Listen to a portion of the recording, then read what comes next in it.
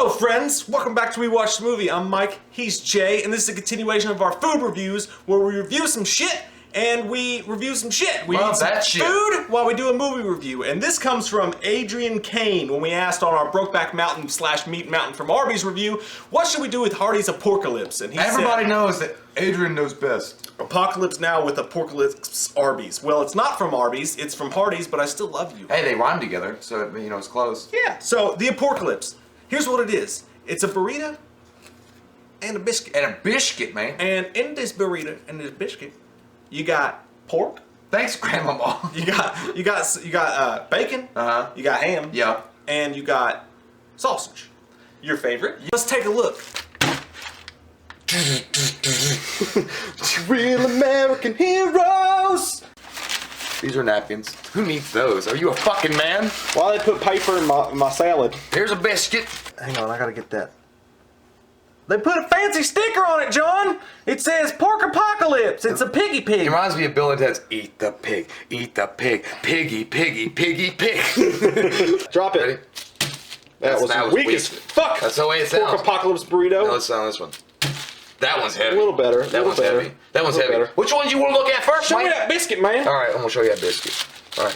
What you gotta do is you gotta unfold that wrapping paper, get that buttery biscuit. God damn! Oh my god. It's so melted cheesy. So you got some eggs in there, you got some bacon, you got some melted cheese from your mom. Let's take a moment and look at the real one. Okay, so I don't want to. It's nowhere near the size of the picture. What kind of actually sauce do they give us? Rather small, like your Picante penis. sauce. Picante. How'd you know? You've been looking in the window. I'm gonna open it up. Open up the hood. I'm gonna open it up. Open the hood. Red team, go. Oh. Okay, well, That was. it doesn't look impressive though. Show me the undercarriage. Show me love. Pick up the fucking meat. I don't want to. Oh, you want to see the undercarriage? Yeah, I want to see what's inside. All right. It's all inside. You got a layer of What the bacon. fuck is that white shit? That's white cheese. God damn it! I'm gonna be mad at the cook. Was he having a bad day? That's Brad Pitt's clam chowder special. Oh my! Wait, is that good? That's, yeah. Ask Angelina. That's the bacon. Is there some sausage under there?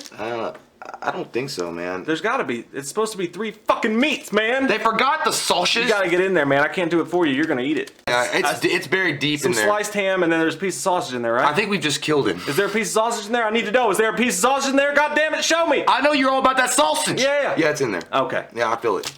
All right. It kind of looks like this is a pork apocalypse, right? Or is it? It's not a fucking breakfast. It's a porkalypse. Because it looks like a fucking breakfast sandwich. It is a breakfast sandwich, you dumb shit. Is it really, bitch? Yeah. I thought it was a real It's a sandwich. biscuit. We bought it at 9 a.m. Why do they have a burrito then? Because it's a breakfast burrito. It's not a real burrito. Get the edge. About the girth of my wiener. And there's that.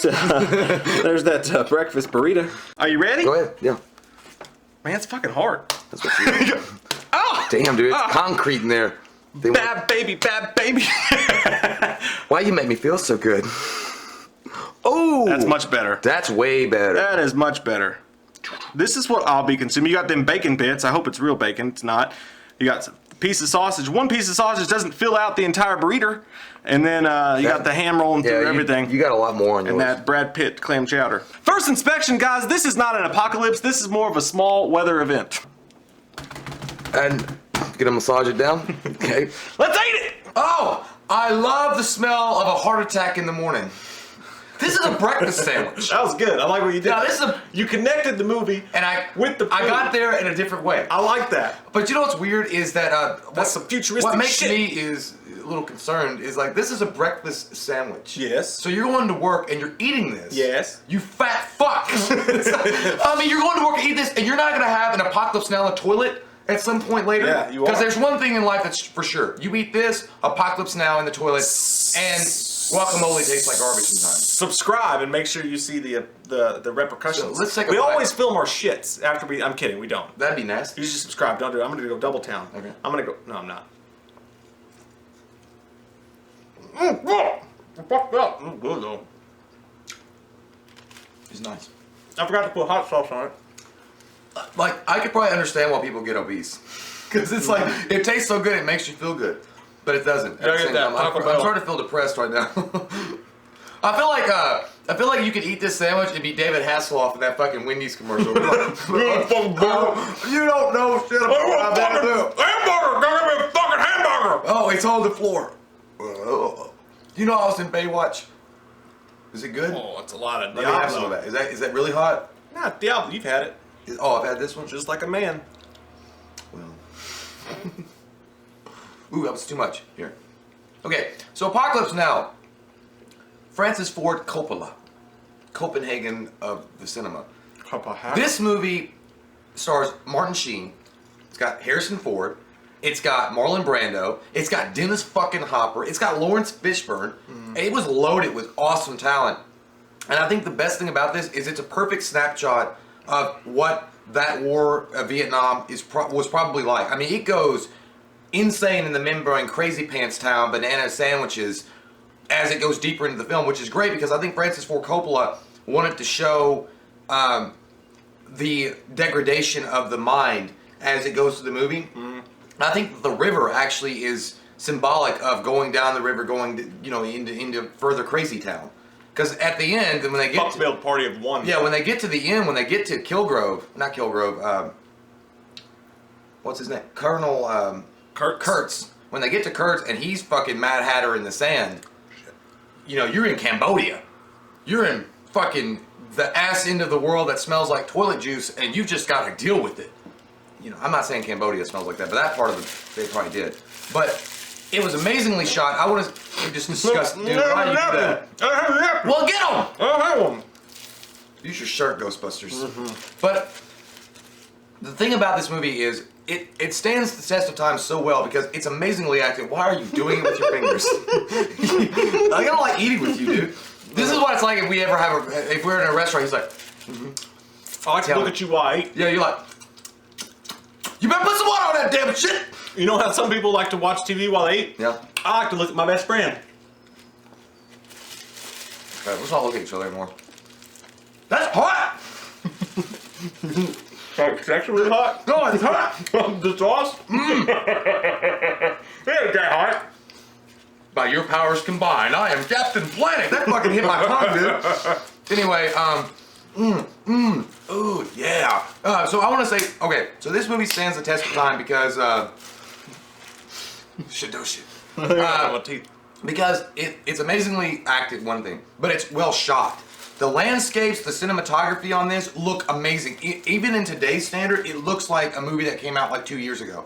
And Coppola was able to take that Godfather kind of thing and apply it, with that deep kind of thought-provoking dialogue and put it in a Vietnam movie. Make it trippy and make it trippy and make it like meaningful and make it like, and you have the Martin Sheen voiceover through most of it, which is great. This was Sin City before Sin City. I mean, he was able to, and I never knew this until watching it later, but I always, with the movie Major Pain with Daniel Wayans, when he's like in his underwear and he's like fighting and stuff, he's like, Charlie's in the jungle getting stronger and I'm getting weaker. I was like, where did he go? The sad truth of it is, I had to get a job. I was like, yeah, that's where they got it from, because at the very beginning of the movie, Martin Sheen is kind of a burnout. Like, he's seen a lot of bad shit, but he's an assassin. Like, that's what he does. That's his job. He's part of the special forces. And they contact him to bring him back into the fold, and they're like, look, there's this crazy motherfucker named Colonel Kurtz, rhymes with Hertz, and he's doing bad shit in the jungles of Charlie. And we want you to go in there. He'll pick you up. It's never let you down. And we want you to go in there and kill his ass, take the boat down to Cambodia, and deuce it. And he's like, okay. That'd be funny if that's how they did it. Harrison Ford, because Harrison Ford's in this for just a minute. And that scene alone was badass when they're telling him what he needs to do. But he's like, you need to take the boat, go down there, and deuce it. Yeah. And then stop at the Temple of Doom.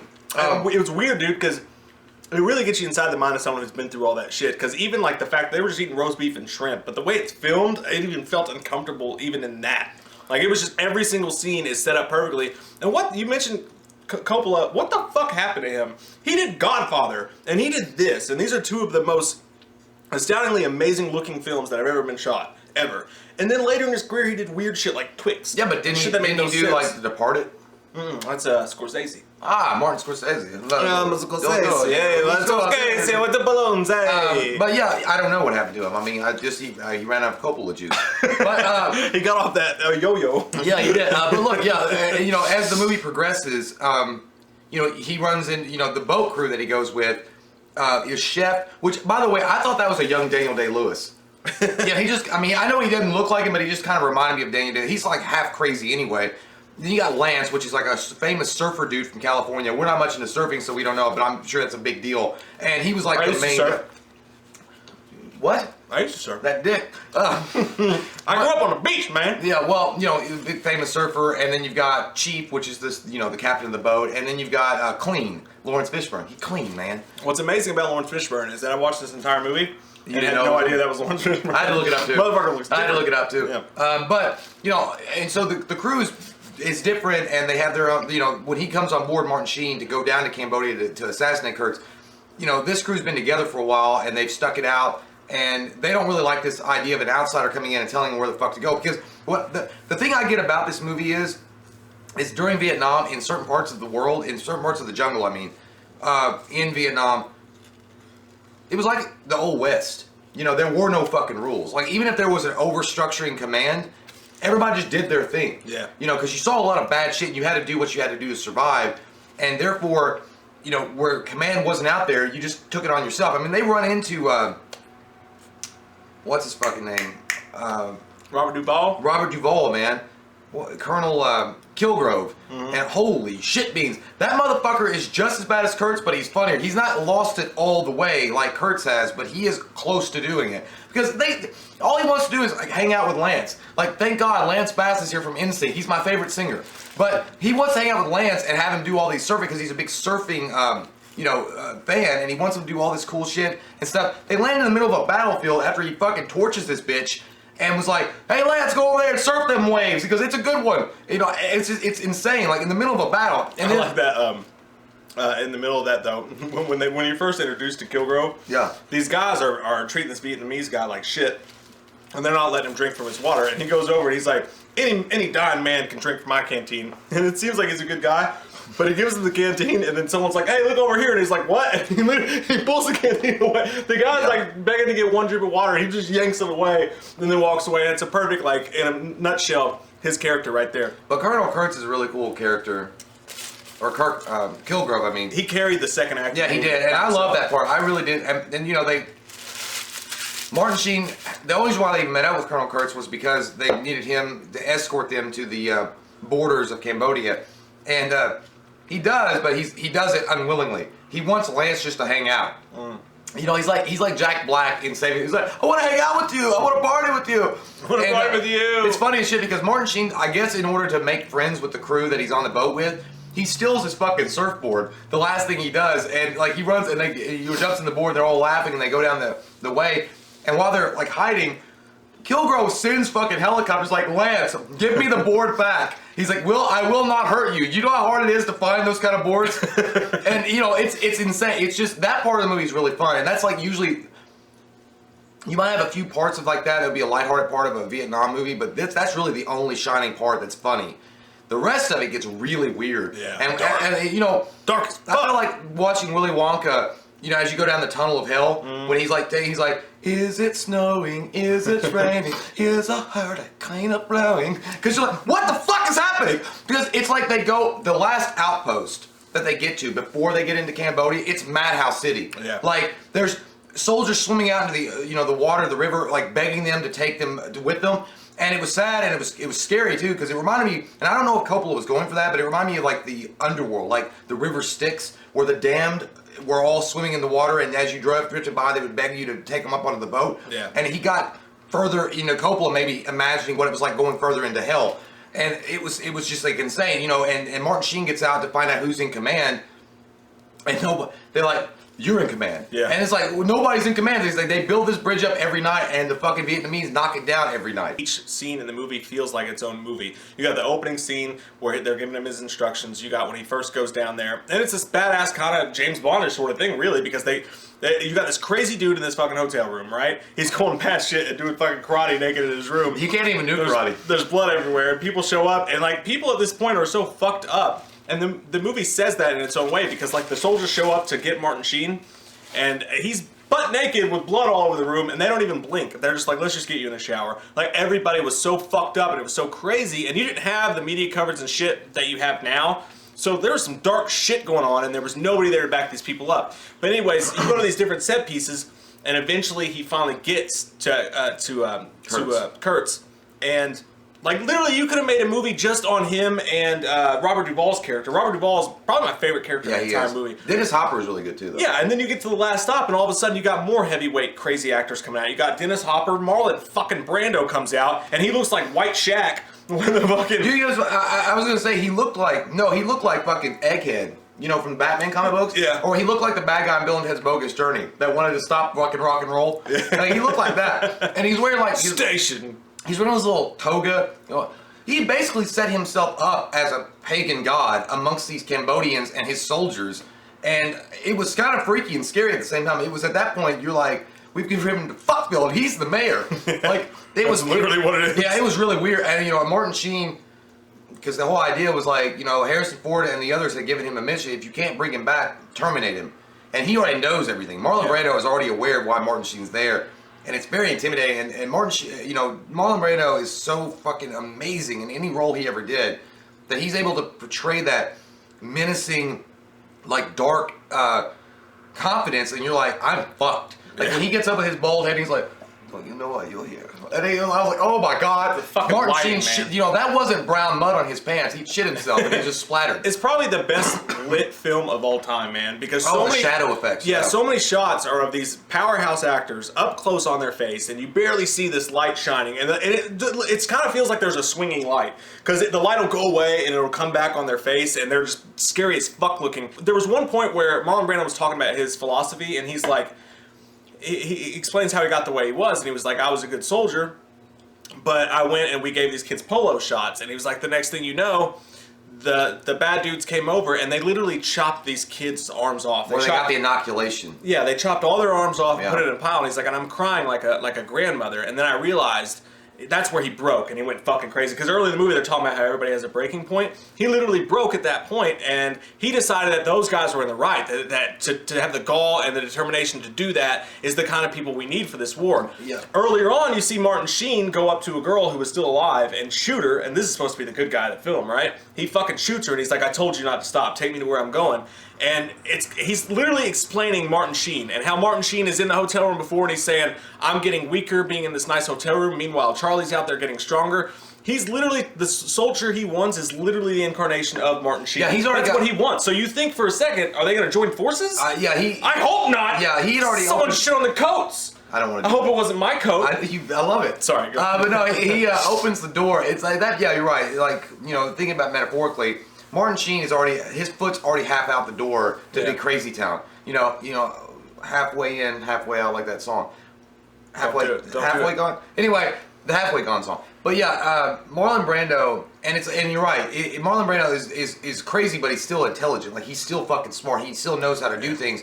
And as you're going with Martin Sheen on this journey to get to Kurtz, you start reading about his service records and stuff, and there is a lot of respect that Martin Sheen grows and admires about this man. Like, the way his mind was working was that they were morally good. Yeah. And they went home to their family and wife and everything and kids, but at the same time they could be murderers and killers and do things that were necessary to get the job done. And there is one point in the film that it does explore the idea of that men in war like that can be gods and they can be animals at the same time, like instinctual, like animals, and they can do things that they never thought possible. So there's this whole mess of like philosophical shit.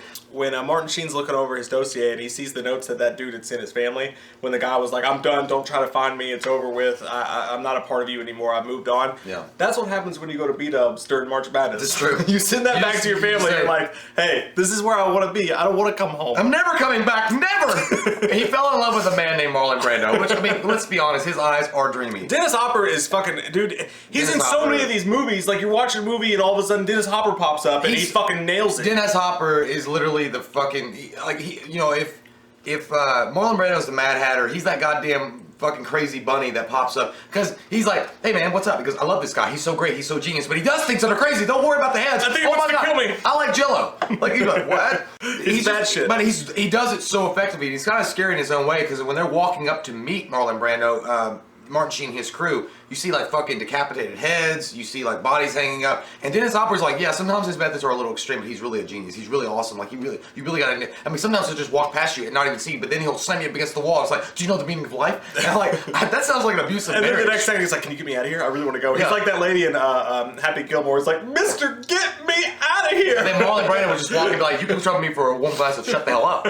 And you will go to sleep, right? I'll put you to sleep. The only thing I wish, man, was that the final when Sheen decides to finally kill him. Yeah. It's kind of almost anticlimactic because he goes in there with a machete and it's all these crazy like batshit shots. Yeah, and then they kill a bull, which is that was gross. I didn't like that fuck, shit. Dude, that was nasty. It's like that was nasty. Eat more chicken. But yeah, we ate pork and not beef today. Well, it was gross, and I know it was symbolic of him taking Marlon Brando's place, or that was kind of the whole idea. Because when he's on the boat, I mean, they kill fucking Shep at the end. They cut his fucking head off. I guess to drive him a little bit more insane.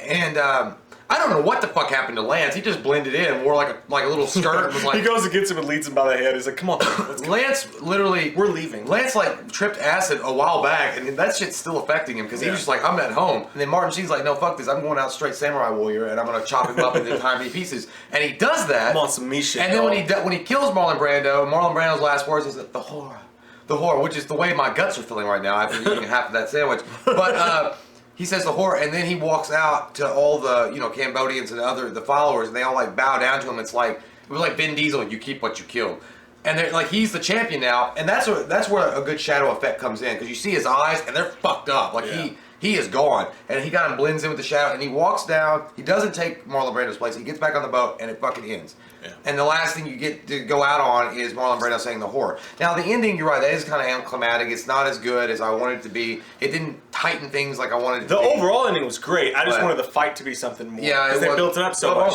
But still, he just wanted to die. So at that point, he didn't even fight back. He was like, yeah. He was sending text messages. He was like, oh, it's time. Bye bye. He looked like I still can't get over how much he looks like because. I remember seeing him as Jor-El in Superman, the original one, but he looked like Fat Zod. Like he was wearing a black cloak and he was all evil and stuff. Yeah, I don't know. But Marlon Brando was such an amazing actor, dude. He's a phenomenal actor. So it was he was only in the movie for like 30 minutes. And he captured it. Yeah, he said it's on screen. I was like, who the fuck is that guy? Well, who is you? How about that? I was gonna fucking follow you. But overall, man, like I love the way the movie ends because you see that fucking Prometheus statue like halfway in the water, and I don't even know what the fuck, but that was scary looking as shit. And just the way the whole thing ends, like typical movies, like you have the penultimate scene and then the movie ends.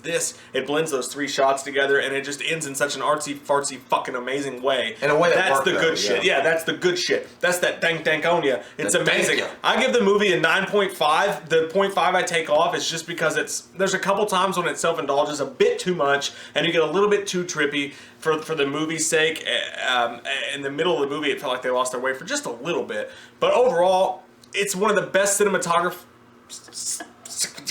Right, I can't leave without my nose boots. They shots it real good. It's one of the best. It's got some of the most fantastic cinematography that has ever been captured on film. Some of the best shots that have ever been captured on film. It's one of the darkest movies of all time, and it's one of the best acted movies of all time. It's got like 100 of all times. Like this movie is fucking accolade full of amazing feats in movie making, and it should be watched as such. You will fucking love this if you're a movie fan. There are a few movies that come out that try to do the Vietnam War justice and capture all the bad shit that went on that we all know about through the history books and through the survivors that are still around that you can talk to.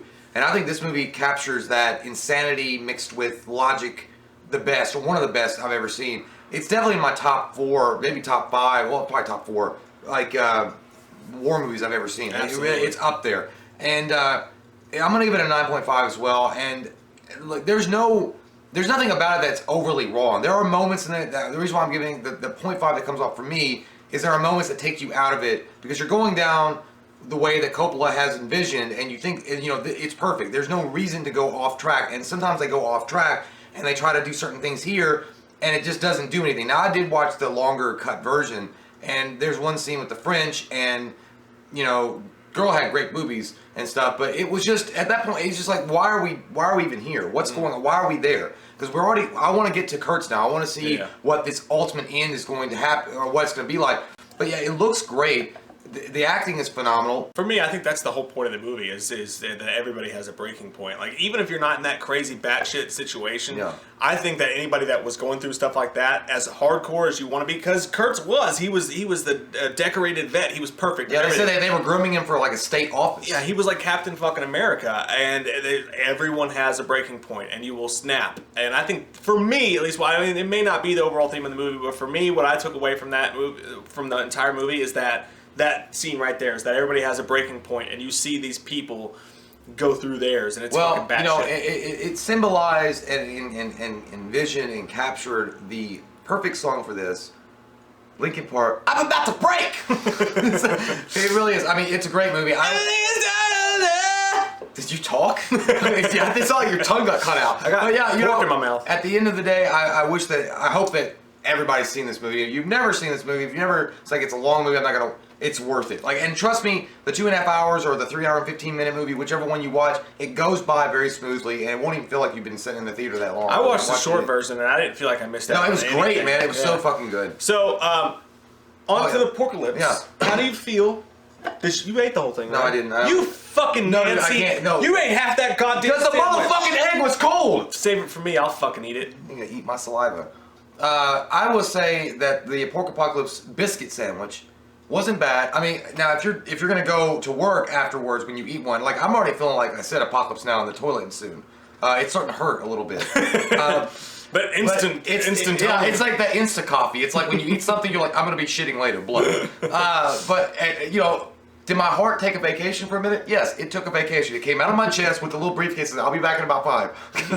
It does. It's a lot of fucking meat. But it's good. It's got that good flavor. It's got that good Hardees biscuit on top. It's got good butteriness to it, and it's got that Brad Pitt juice that you mentioned. I liked it, man. I'm gonna give it an 8.5, man. I'm gonna give it an 8.5. Now, as for a breakfast sandwich, fucking half of it, you should give it a 5. For an 8, you're an embarrassment to your mother and I. Well, go fuck your grandma. But no, look, here's the thing about that. I don't like it's really full of my. It's filling. It's really quickly filling. His little tum-tum po. I need some Tums. It does give me heartburn. Yeah. But 8.5 for a breakfast sandwich, I wouldn't say breakfast sandwich. I mean, is that the only time you can get it in the morning? Yeah. And only for the month of April, I believe. Don't do it unless, so get it now. Don't do it unless you're hungover. Yeah. I had the burrito. I liked it. You got to put some hot sauce on that shit. It's basically like any Hardee's burrito because they're all full of meat and goodness times 2 with the meat. So it's not necessary, but if you're really fucking hungry, you know what's really good is their no carb bowls. They basically took What's that? I'm just no carb. What? No carb bowls? Balls. Yeah, balls. They give you balls full. They give you no carbs. No, they have a no carb bowl where there's no bread, and they just put literally meat, egg, cheese, bacon, ham, and actually it's literally the pork apocalypse in a bowl. Now that I think about it, we could have just done that. Yeah, it was like that in a sandwich. So maybe that's what it is. Maybe the biscuit was too much. Maybe. See, that's what it might be. You gotta get that protein, man. So what are you gonna give the burrito? I'm gonna give the burrito an 8. It was delicious, enjoyable. If you're a huge fan of Hardee's crazy, greasy, fucking awesome meats and their breakfast, which I maintain that Hardee's has the best breakfast, fast food wise around. Definitely. They are good. Them biscuits and gravy gets a good goo now. Definitely, but Hardee's has the best breakfast. This is a continuation of that. I give it an 8. McDonald's got some good. Fuck McDonald's. Breakfast burritos. Yeah, McDonald's is fine. Breakfast burritos are good. But Hardee's is where it's at. That's the question of the day. What's your favorite fast food breakfast, both sober and hungover? Breakfast burrito from McDonald's. You can't. Are you telling me you don't like this? It's not that good. It's good. It's fake ass fucking sausage. It's like it's whatever. I can eat it, but you shovel that bitch in your mouth and you have a good time. I'm going Hardee's all goddamn day. Have you ever had Subway McDonald's? Yeah. Is it good? It's alright. But I'll tell you this: McDonald's Diet Cokes on a hangover will save your fucking life. They are so good. Yeah, there's something about their diet sodas. So comment down below, let us know. We love your fucking faces. What food review do you want us to see next? The Hardee's Baby Back Burger is coming up. Just Google that shit. What movie do you want us to review for that? Comment down below. Let us know. We love your fucking faces. If you're new to the channel, click that subscribe button and get some wham up in you. We watched a movie. Yeah. We watched a movie. We watched it. We watched a movie.